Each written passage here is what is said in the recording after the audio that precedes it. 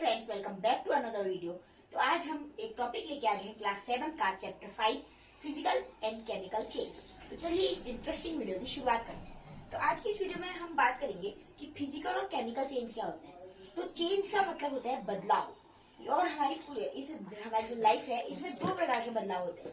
एक है physical change और एक है केमिकल चेंज यानी भौतिक बदलाव, और केमिकल चेंज यानी रासायनिक बदलाव। तो चलिए इन दोनों को डिस्कस कर लेते हैं। पहले हम बात करते हैं फिजिकल चेंज। तो अगर आप एक तरीके से देखें तो फिजिकल और केमिकल, अगर आपको इन दोनों में डिफरेंस बताने की बात है तो फिजिकल चेंज ऐसे चेंज होते हैं जिनमें कोई भी न्यू सब्सटेंस फॉर्म नहीं होगा, जबकि केमिकल चेंज में एक न्यू सब्सटेंस फॉर्म होगा। और फिजिकल चेंज हमारे होते हैं रिवर्सिबल, जबकि केमिकल चेंज होता है इरिवर्सिबल। और इसमें हमारे फिजिकल प्रॉपर्टीज में चेंज आएगा यानी भौतिक बदलाव होंगे, जबकि केमिकल चेंज में हमारी केमिकल प्रॉपर्टीज में चेंज आएगा। तो चलिए अब इसी तरह विस्तार से समझते हैं। जैसे मैंने बोला फिजिकल चेंज में कोई न्यू सब्सटेंस फॉर्म नहीं होगा। जैसे कि आप एग्जांपल ले लीजिए, हमारे पास एक कागज की शीट है, ये कागज की शीट है हमारे पास A4 शीट। आपने इसे 4 टुकड़ों में काट दिया, तो जो ये एक पीस है ये भी एक कागज ही है, यानी पहले भी कागज था अभी भी कागज है, भले ही छोटा हो गया लेकिन कागज तो है। तो न्यू सब्सटेंस फॉर्म हुआ नहीं हुआ, तो ये हो गया फिजिकल चेंज। जबकि मान लीजिए आप इस कागज को आप जला देते हैं, तो अब क्या होगा, अब भी आपके यहाँ कागज बचेगा? नहीं बचेगा। तो वहाँ पे कुछ और चीज बन जाएगी, राख या कुछ। तो न्यू सब्सटेंस फॉर्म नहीं हुआ तो वो केमिकल चेंज हो जाएगा। न्यू सब्सटेंस फॉर्म हुआ है तो वो केमिकल चेंज, नहीं हुआ तो फिजिकल चेंज। और रिवर्सिबल, जैसे कि हमारे पास एक पानी है, हमने उसे फ्रीजर में रखा, वो जम गया, फिर जो बर्फ होगी उसे हम पिघलाएंगे तो दोबारा पानी बन जाएगा, यानी पानी था और पानी ही दोबारा बन गया। तो ये रिवर्सिबल है, तो ये फिजिकल चेंज। जबकि इरिवर्सिबल, जैसे आप दूध से दही बनाते हैं लेकिन दही से दूध नहीं बना सकते, तो वो इरिवर्सिबल है, तो हो जाएगा केमिकल चेंज। बाकी फिजिकल प्रॉपर्टीज में ही चेंज होगा। जैसे जब ये चेंज हो रहा होगा, ये रिएक्शन हो रही होगी, तब कोई भी केमिकल प्रॉपर्टीज नहीं दिखेंगी। जैसे कोई भी स्मेल आना, कोई भी हमारी फ्रेग्रेंस आना, या फिर कोई भी स्मोक नहीं होगा, हीट नहीं आएगी, तो ये सब चीजें नहीं होंगी फिजिकल चेंज में। तो ये होगी, हमने एक तरीके से बात करी फिजिकल चेंज और केमिकल चेंज। तो चलिए अब इनके थोड़े से एग्जाम्पल्स देख लेते हैं। तो फिजिकल चेंज की अगर हम एग्जांपल देखें तो है क्रशिंग ऑफ कैन। जैसे कि आप जूस पीते हैं तो उसका जो कैन होता है आप उसे क्रश कर देते हैं, तो crushing of can physical change का एग्जांपल हो गया। बाकी मेल्टिंग एंड आइस क्यूब, मैंने अभी बताया था, पानी था दोबारा पानी बन गया, मेल्टिंग एंड आइस क्यूब भी फिजिकल चेंज का एग्जांपल है। बॉइलिंग वाटर, ये देखिए आप, जैसे हमारे पास वाटर है, वाटर को आप बॉइल कीजिए, उसे उबाल दीजिए तो इवेपोरेट हो गया, यानी वो उसमें बदल गया, वाटर वेपर में बदल गया। अब वो वाटर वेपर, आपको वाटर साइकिल तो पता ही है, तो दोबारा वाटर बन जाएगा, तो बॉइलिंग वाटर भी एक फिजिकल चेंज है। बाकी mixing sand with water, breaking glass, आप उसे दोबारा चिपका सकते हैं टम्पलर को। बाकी dissolving sugar in water important है। श्रेडिंग पेपर, चॉपिंग फूड काटना, कटिंग ऑफ पेपर अभी बताया था मैंने। मिक्सिंग डिफरेंट ऑब्जेक्ट्स, जैसे आप दो दाल को मिक्स कीजिए, आप उन्हें हैंड पिकिंग के जरिए अलग कर सकते हैं, तो ये भी फिजिकल चेंज हो गया। बाकी सब्लिमेशन ऑफ ड्राई आइस, तो ये सब एग्जांपल है फिजिकल चेंज की। अब बात करते हैं केमिकल चेंज की। तो इसमें कुछ इंपॉर्टेंट एग्जांपल्स हैं, जैसे कि एक है आयरन रस्टिंग, यानी लोहे पर जंग लगना। लोहे पर जब जंग लग जाता है आप फिर ठीक नहीं कर सकते, तो आयरन रस्टिंग। बर्निंग वुड, मैंने आपको बताया था जैसे पेपर का एग्जाम्पल, तो वैसे ही लकड़ी को अगर आप काटेंगे तो फिजिकल चेंज, लेकिन लकड़ी को जला देंगे तो केमिकल चेंज। बाकी metabolism, cooking and egg, fireworks, electroplating, baking cake, chemical battery का यूज करना, रोटिंग बनाना यानी कोई भी फल का सड़ जाना, फर्मेंटेशन ऑफ ग्रेप्स। बाकी burning of magnesium strip note कर लीजिएगा, अभी आगे मैं इसे आपको विस्तार में बताऊंगा। और विनेगर एंड बेकिंग सोडा का मिक्सचर बनाना, तो ये सब केमिकल चेंज के एग्जांपल है। वैसे फोटोसिंथेसिस, डाइजेशन प्रोसेस, ये सब। तो अब हम पहले बात करते हैं रस्टिंग ऑफ आयरन। तो चलिए इसमें आगे बढ़ते हैं। रस्टिंग ऑफ आयरन, और ये चैप्टर आपका केमिस्ट्री के उससे बहुत इंपॉर्टेंट है। रस्टिंग क्या होती है? देखिए iron, rusting of iron, iron पे जंग कैसे लगता है ये हम डिस्कस करने वाले हैं। आयरन यानी Fe हो गया हमारे पास, इक्वेशन बना रहे हो, प्लस ऑक्सीजन। आप एक लोहे को अपनी छत पे रख दीजिए, उस पे क्या लगेगी, ऑक्सीजन लगेगी, O2, प्लस हवा में मॉइस्चर होगा या कभी बारिश जो आ गई तो प्लस H2O। फिर ये सब चीजें मिलकर इक्वल्स टू क्या बन जाएगा, Fe2O3 dot XH2O। Fe2O3 dot XH2O ये है हमारा रस्टिंग का फॉर्मूला, और इसकी टोटली इक्वेशन हो जाएगी रस्टिंग की Fe plus O2 plus H2O that equals to Fe2O3 dot XH2O। तो ये हो गया हमारा रस्टिंग। अब दूसरा टॉपिक की बात करते हैं, बर्निंग ऑफ मैग्नीशियम स्ट्रिप। ये भी इंपॉर्टेंट है, इसमें आपको एक इंपॉर्टेंट इक्वेशन अभी देखने को मिलेगी। मैग्नीशियम स्ट्रिप जो होती है हमारे पास,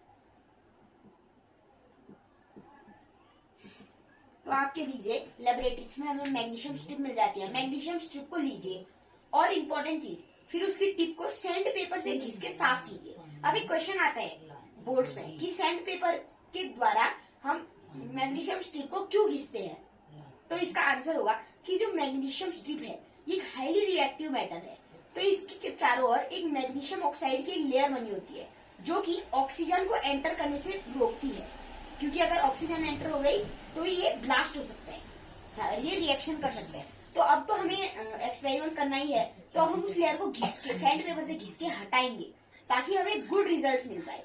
to take good results we rub the magnesium strip by sand paper. तो आप ये लिखेंगे वहां पे मैग्नीशियम स्ट्रिप, तो मैंने आपको बता दिया। फिर उसे सैंड पेपर से साफ कर लेंगे और उसे फ्लेम आग लगा देंगे, तब आपको क्या मिलेगा, एक व्हाइट रंग की फ्लेम देखने को मिलेगी, और नीचे पे जब वो पूरा जल जाएगा तब आपको इसे एक पाउडरी ऐश देखने को मिलेगा। तो चलिए इसकी इक्वेशन की बात करते हैं। तो इसमें क्या होगा, मैग्नीशियम है आपके पास, प्लस आग कैसे लगती है, ऑक्सीजन से, O2 that equals to MgO, magnesium oxide.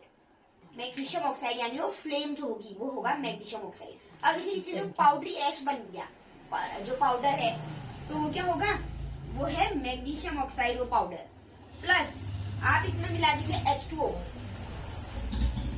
तो ये बन गया एक्वस सॉल्यूशन, क्योंकि हमने इसमें H2O मिला दिया तो ये एक्वस सॉल्यूशन बन गया। फिर ये क्या हो गया, MgOH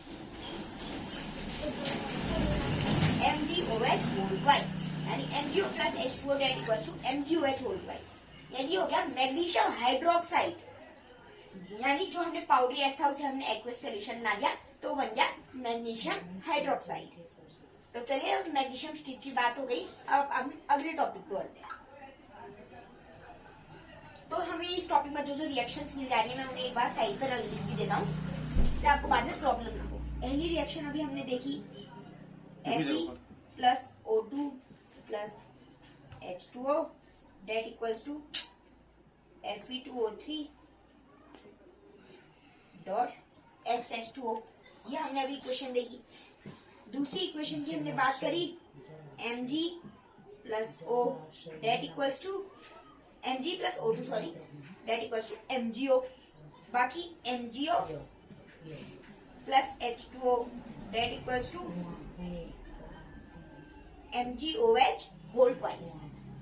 तो ये तीन इक्वेशन अब तक हमने देख लिया। चौथी इक्वेशन की ओर बढ़ते हैं। ये हमने बोर्ड को डिवाइड कर दिया है।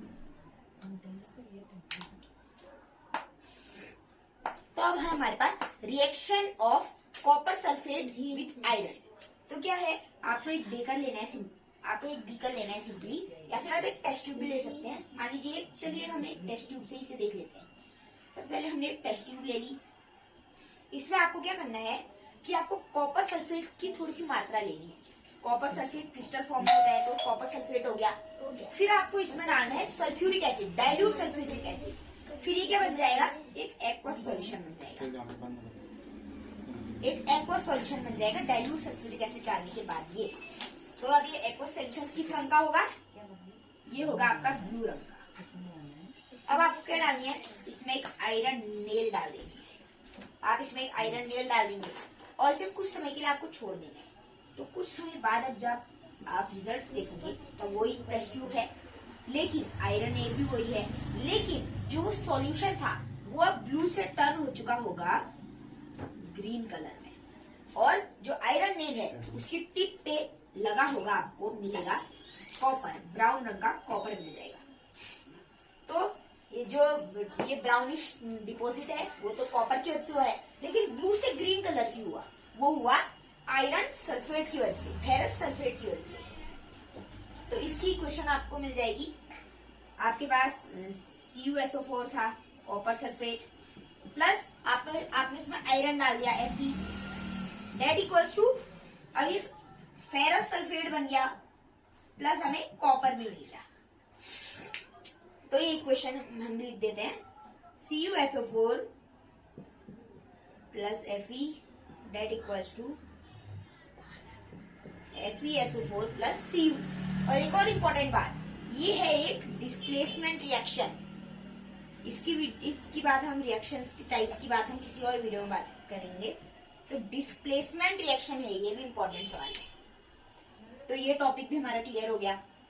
अब अगले टॉपिक की ओर बढ़ते हैं, और इस चैप्टर का सबसे इम्पोर्टेंट टॉपिक है reaction between vinegar and baking soda. तो आपको क्या करना है, सिंपली एक टेस्ट ट्यूब ले लेनी है, इसमें आपको डालना है विनेगर, यानी विनेगर में होता है हमारा एसिटिक एसिड, प्लस इसमें आपको डालना है और पिंच ऑफ बेकिंग सोडा।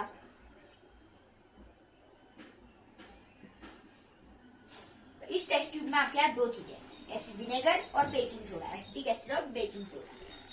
तो ये आपका सॉल्यूशन बन गया। अब आपको क्या लगाना है, इसके ऊपर एक कैप लगा देनी है। अब आपको इससे एक पाइप गुजारना है, ऐसा आपको डायग्राम दिया हुआ है एनसीईआरटी के बुक में। अब एक और टेस्ट ट्यूब से इसे आपको आके जोड़ देना है। पहले इतने की बात करते हैं। तो क्या होगा, एसिटिक एसिड और बेकिंग सोडा को अगर हमने मिक्स कर लिया तो मान लीजिए, तो सोचिए क्या होगा।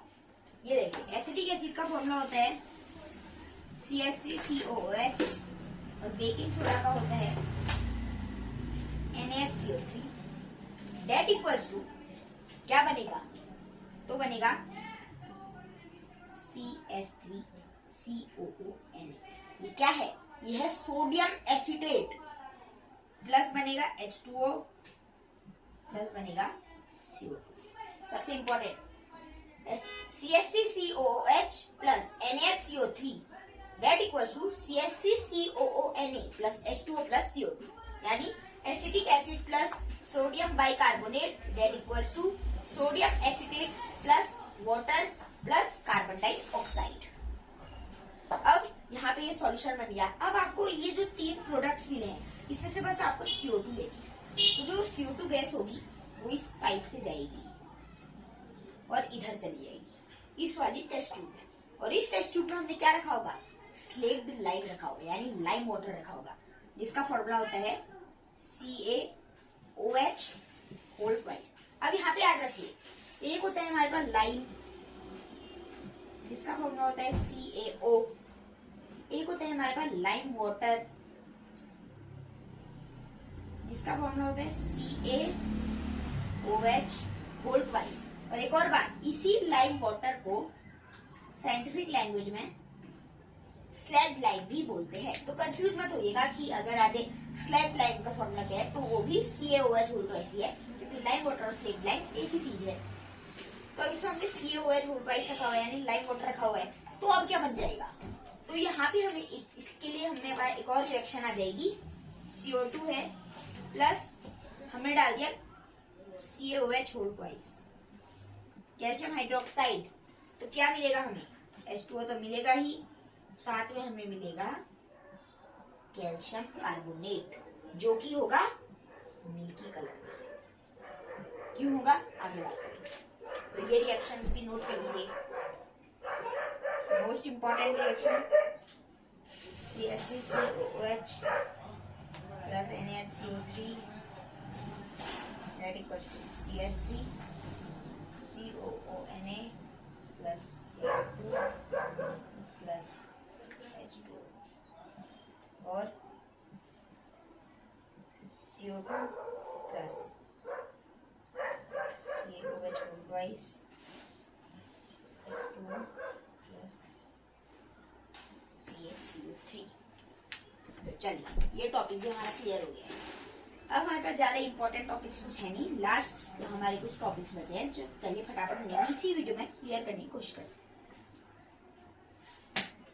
अब है हमारे पास और प्रोटेक्टिव शील्ड करके आपको एक पैसेज दिया गया है, तो उसमें ज्यादा कुछ नहीं है, बस ये है कि जो ओजोन लेयर है जो हमें अल्ट्रावायलेट लेयर से बचाती है, वो भी एक केमिकल चेंज है। Protection bye ozone layer is a chemical change, तो ये भी याद कर लीजिएगा। अब हम बात कर लेते हैं पहले कंफर्मेटरी टेस्ट। एक टर्म आता है कंफर्मेटरी टेस्ट। तो जैसे आपको कोई भी आप एक्सपेरिमेंट करते हैं तो या दो चांसेस है, या तो आपको उसमें CO2 मिलेगी या फिर आपको हाइड्रोजन मिलेगी। तो दोनों कलरलेस है, तो कैसे पता करें क्या है? तो जैसे मैंने आपको बताया था कि CO2 को लाइम वाटर के में पास कराएंगे और अगर उसका कलर मिल्की हो गया तो समझ जाइए कि वो CO2 है। और हाइड्रोजन के लिए एक बर्निंग कैंडल देंगे और उससे हाइड्रोजन के पास जाएगी, अगर पॉप साउंड आती है यानी क्रैकर साउंड आती है तो समझ जाइए हाइड्रोजन गैस है। तो ये बात हो गई कंफर्मेटरी टेस्ट की। अब आते हैं हमारे पास गैल्वेनाइजेशन। एक टॉपिक है गैल्वेनाइजेशन। जैसे हमने बात करी थी रस्टिंग की, कि रस्टिंग अब है how to prevent from rusting. Rusting से कैसे बच सकते हैं हम? तो रस्टिंग से बचने के तरीकों में से एक इंपॉर्टेंट आता है, बहुत तरीके होते हैं, ऑयलिंग, ग्रीसिंग, पेंटिंग, और चौथा होता है मेन गैल्वेनाइजेशन।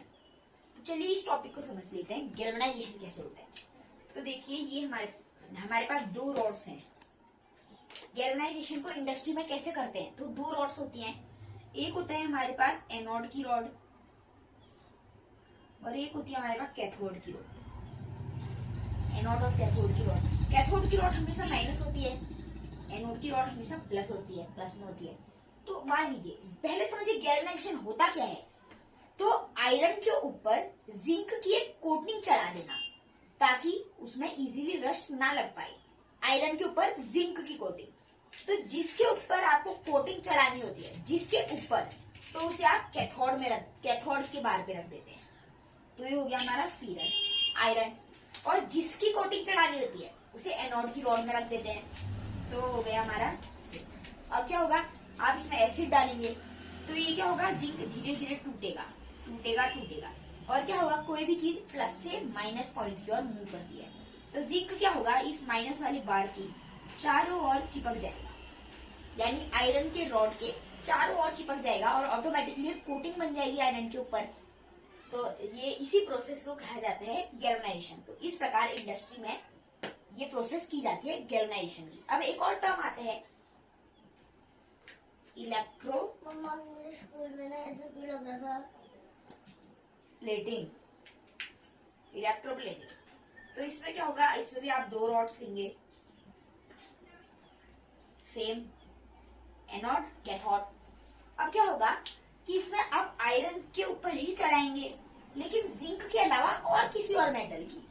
जैसे आप एक कढ़ाई ले रहे हैं, आपको मार्केट में सोने की कढ़ाई दिख रही है, सोने की कढ़ाई, तो उसमें क्या होगा कि जो एनोड होगा उसमें गोल्ड दिया होगा AU, तो गोल्ड की उसके ऊपर एक परत चढ़ाई होगी। आप सोचिए तो अच्छी चीज है, महंगा आपको बेच देगा, कुछ समय बाद ये लेयर निकल जाएगी। वैसे ही गैल्वेनाइजेशन में लेना है, तो गैल्वेनाइजेशन में आयरन के ऊपर जिंक की कोटिंग करते हैं, जबकि इलेक्ट्रोप्लेटिंग में आयरन के ऊपर किसी अनदर मेटल की कोटिंग करते हैं। बस इतना ही डिफरेंस है। तो ये इंपॉर्टेंट टॉपिक था। अब last but not the least, crystallisation.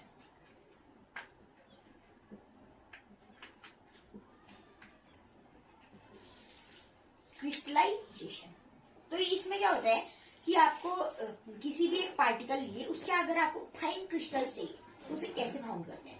तो इसके लिए हम एग्जांपल लेंगे कॉपर सल्फेट का ही। How to prepare fine crystals of copper sulphate, answer by crystallisation. अब इसे थोड़ा एक्सप्लेन करते हैं। सबसे पहले आपको क्या लेना है, एक बीकर लेना है, बीकर ले लेंगे, उसमें कॉपर सल्फेट डाल देंगे, कॉपर सल्फेट हो जाएगा ये। फिर उसमें हम डाल देंगे H2SO4, dilute sulphuric acid. Dilute sulphuric acid डालने के से क्या हो जाएगा, ये एक सॉल्यूशन बन जाएगा, कॉपर सल्फेट का एक सॉल्यूशन बन गया हमारे पास। अब क्या होगा, आपको इसे बॉईल करना है, नीचे से फ्लेम लगा करके आप इसे बॉईल करेंगे, बॉईल करते रहिए और साथ में इसे स्टीर भी करते रहिए, एक रॉड से इसे स्टीर भी करते रहिए और साथ ही साथ ऐड करते रहिए मोर कॉपर सल्फेट, करते रहिए कॉपर सल्फेट डालिए, बॉईल हो रहा है, स्टीर करते रहिए टिल, कब तक डालते रहना है, जब तक no more copper sulphate can dissolve. एक लिमिट होती है ना कि आप चाय में चीनी डालते जा रहे हैं 3-4 बार डालेंगे, फिर एक लिमिट ऐसी भी आएगी जब आप और चीनी डाल ही नहीं पाएंगे, अब वो डिजोल्व ही नहीं हो पा रही होगी, तो इसी पॉइंट तक आपको कॉपर सल्फेट भी डालते रहना है। और जैसे ही पॉइंट आ जाएगा आपको फ्लेम बंद करनी है और इसे रैपिडली कूल डाउन होने के लिए रख देना है। ये कूल डाउन होगा, अब ये कूल डाउन जब हो जाएगा तब आपको इसे फिल्टर पेपर से फिल्टर कर लेना है।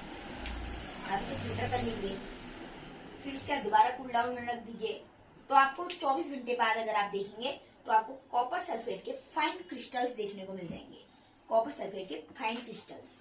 और इसी का एक एग्जांपल है finding salt from sea water, समुद्र से जो सॉल्ट निकालते हैं, समुद्र से सॉल्ट निकालने में भी यही काम आता है, क्रिस्टलाइजेशन।